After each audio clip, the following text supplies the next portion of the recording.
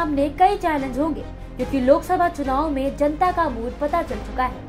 NDA को 543 में से 293 सीटें, तो वहीं इंडिया गठबंधन के खाते में 232 सीटें आई हैं। बात अगर बीजेपी की करें तो उसको सिर्फ 240 सीटें मिली, जबकि उम्मीद 300 पार की थी। बीजेपी के पास अब बहुमत नहीं है, ऐसे में एनडीए के सहारे सरकार तो बन जाएगी, लेकिन अब चुनौतियों का काफी सामना करना पड़ेगा।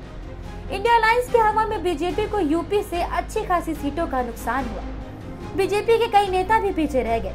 इसमें स्मृति ईरानी से लेकर मेनका गांधी जैसे बड़े नाम शामिल हैं। मेनका गांधी सुल्तानपुर सीट से हार गई। शुरुआती रुझान से ही मेनका पीछे चल रही थी। सपा के उम्मीदवार रामबुगाल निषाद 26,000 से ज्यादा वोटों से बढ़त बनाए हुए थे। 10,30,000 से कुछ अधिक पड़े मतों में 4.50 लाख से ऊपर वोट पाने वाले के सिर पर जीत का सेहरा बन चुका है। मेनका गांधी 9 बार चुनाव जीतकर संसद पहुंच चुकी है, लेकिन इस चुनाव में एनडीए की हवा में उनको हार का सामना करना पड़ा। सुल्तानपुर में 25 मई को छठे फेज की वोटिंग हुई थी। 55.61% वोट पड़े, लेकिन साल 2019 के मुकाबले इस बार 0.77% मतदान कम रहा। बीते चुनाव की बात करें तो पुलवामा के बाद राष्ट्रवाद और मोदी वेव थी। बावजूद इसके भी मेनका गांधी को बड़ी मुश्किल से यहां से जीत मिल पाई थी। वो महज 14,000 वोटों से जीत पाई थी। उनकी जीत में निषाद, कुर्मी, यादव और दलित मतदाता निर्णायक थे।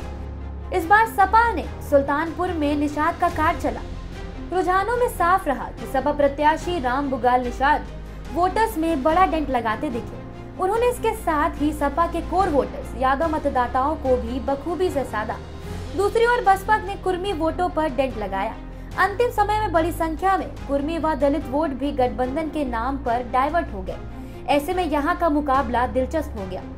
सुल्तानपुर संसदीय सीट की अपनी खासियत है। बीजेपी के देवेंद्र बहादुर एकमात्र नेता हैं जो इस सीट से दूसरी बार सांसद चुने गए थे।